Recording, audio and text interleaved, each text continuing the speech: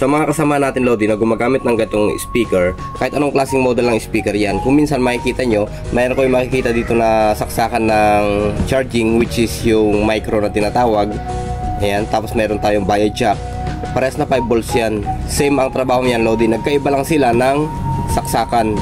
Ito jack, then ito micro. Ang problema nito Lodi, kung minsan nadudurog to. Ayan, yung micro charging pin na yan, nadudurog yan, kaya wala na tayong paraan na may charge kundi ipaparepair to. Kung minsan naman mayroon din dito, ayan, pinakareserba natin. Alin sa dalawa ang masisira, ito o ito, yung matitira, siya yung magiging spare o reserba. Pero kung minsan Lodi, nagkakaroon din tayo ng problema niyan kasi nga yung mga kasama niyang charger din. Ito Lodi yung sinasabi ko, ano, ito yung jack para dito 5 volts. Yung dulo nito ay gumagamit ng USB na lalaki, yung sinasaksak dito. Ayan o, ito yung USB micro, then sa jack. Hindi siya yung universal ang ginamit dito. Yung universal kasi yung type C naman eh, yung kahit magkabaliktad pwede. Ito kasi Lodi, kaya nasisira to kung minsan dahil baliktad ang pagsuksok, pero pinipilit pa rin natin na isiksik yan, kaya nadudurog. Hindi kagaya ng type C na kahit baliktad ay vice versa yung polarity nun. Okay? Kung minsan Lodi, yung kasamang charger nito, ito yung nasisira. Kung minsan napuputol dito. Kung minsan yung dito naman ay nasisira, yung sinasaksak dito sa may USB. Ito yung babae, yung nandito ay yung lalaki. Depende kung minsan kasi Lodi na pagbabaliktad yan, nagiging lalaki to, nagiging babae to, nagiging lalaki to, nagiging babae. Yun. Dahil nga kung titignan natin ay may mga nakatusok din sa lalaki, di ba Lodi? May nakatusok.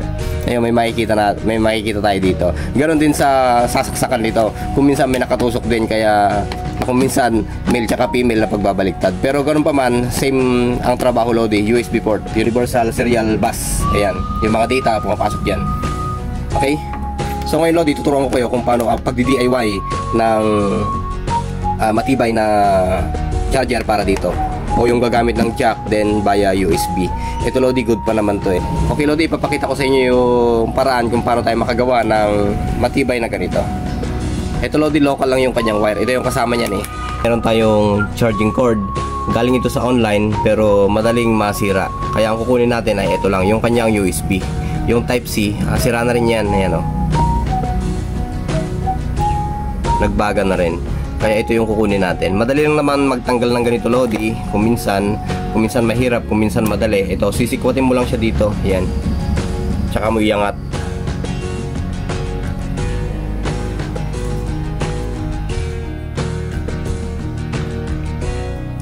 Ayan, kung mapansin mo na gumalaw na siya, ayan, pwede mo na siyang hilain. O itulak dito. Ayan, itulak mo na siya. Ang gagawin mo yun Lods, putulin mo na to dito. Ayan.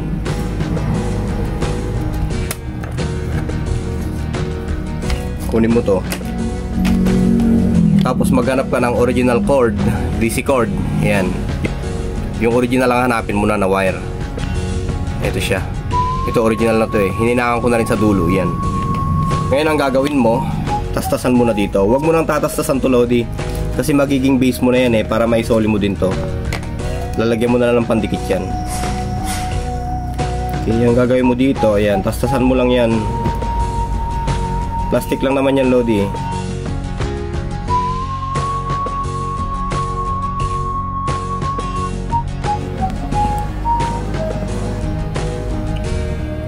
Hanapin mo lang Lods yung wire. Bali, 4 na wire yan Lodi. Sa mga USB kasi Lodi, 4 na wire yan. Positive, negative, data, and data negative. Ayan.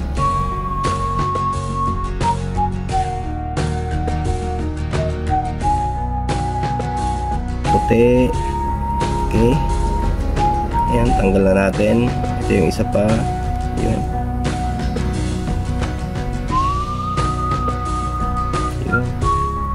Siya.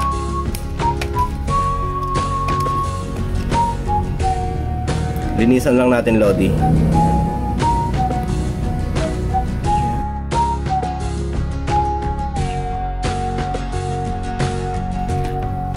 Kung napansin nyo Lodi, ayan, napalabas na natin yung apat na terminal.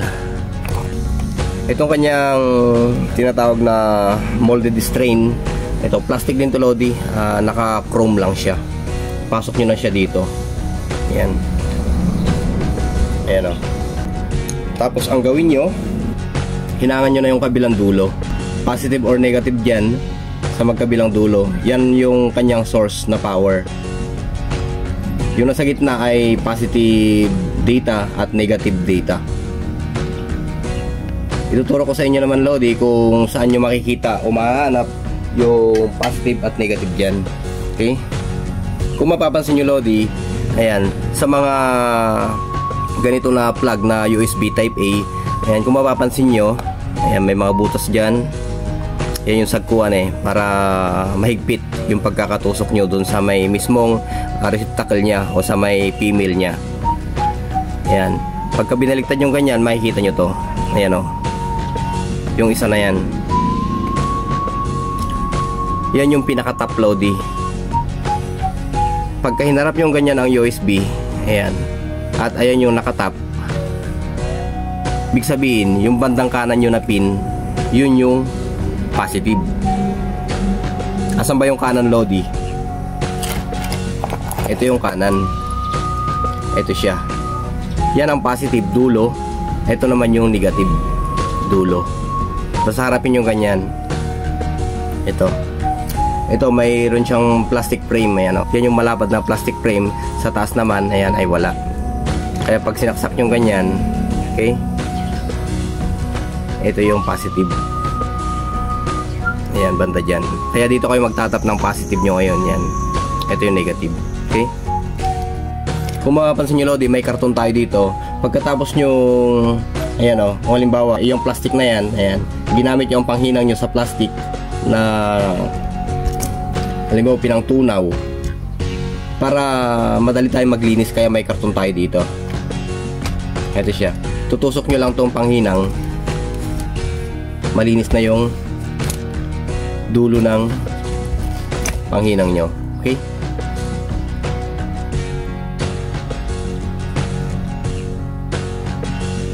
Ito yung ating negative Lodi, gaya ng sinabi ko kanina. Yan. At ito naman yung ating positive.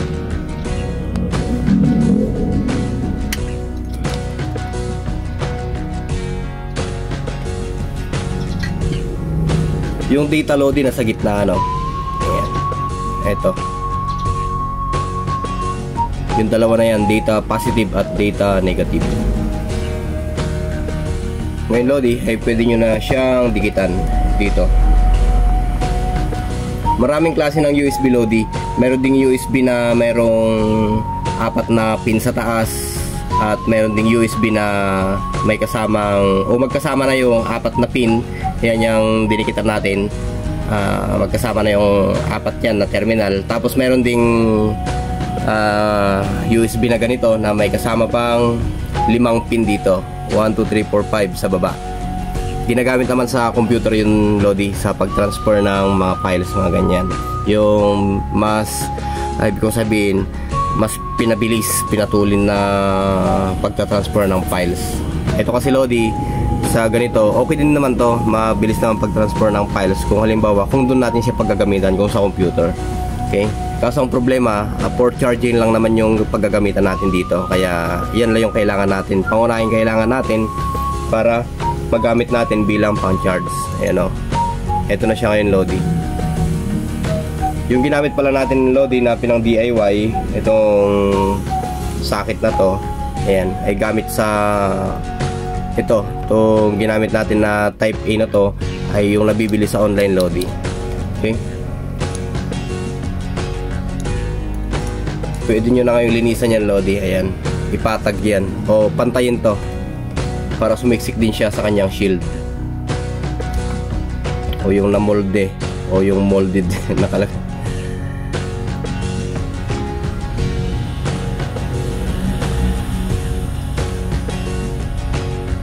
Ito lang naman Lodi ay DIY siya, ano.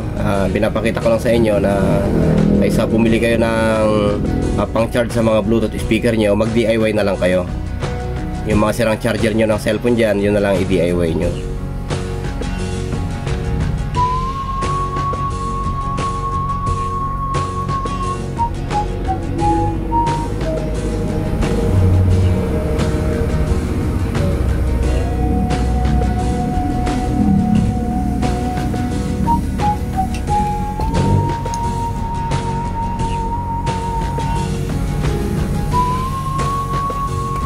Ito na siya ngayon, Lods. Ayan. Ito na ngayon yung pang-charge natin sa Bluetooth speaker. Ito ngayon, Lodi, itetest natin kung mayroon tayong output na dito. Ayan. Ito yung positive, gitna. Meron na tayo nakukuha dyan, Lodi, na ayan, 5 volts.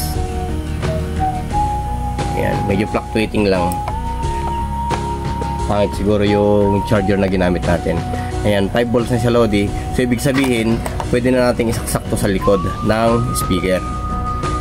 Ngayon, Lodi, activated na itong ating ginawang charger o yung kanyang cord. Charge na natin. Yun. Ito ngayon yung isang problema natin. Katadala lang kasi ng speaker na to, Lodi, at may problema. Akala ko yung cord lang ang problema niya, pero mabuti na rin yun at naituro ko sa inyo kung paano gumawa ng heavy duty na cord charger para dito. Yan. Ngayon, ang problema, bakit ayaw niyang umilaw dito, ayaw niya mag-indicate o sinyalis ng pagkakarga ng kanyang battery. Bubuksan natin siya. Ayan.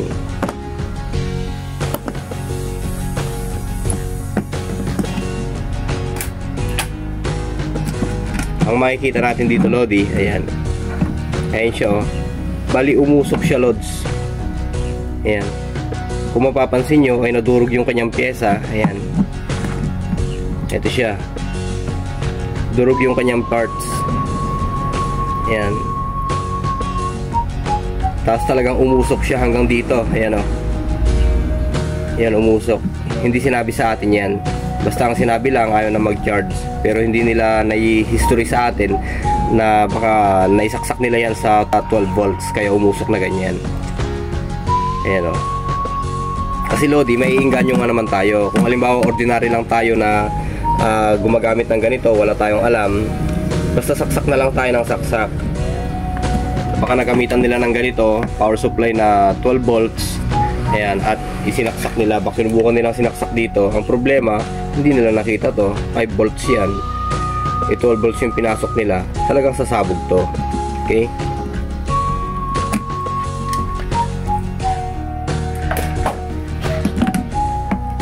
Ito siguro, Lodi, kung kaya pang buhayin. Pero sa ganito, Lodi, at yung charging lang naman yung parang nakikita nating problema, pwede naman tayong mag-tap dito o gawa na lang ng sariling charger para dito sa kanyang battery.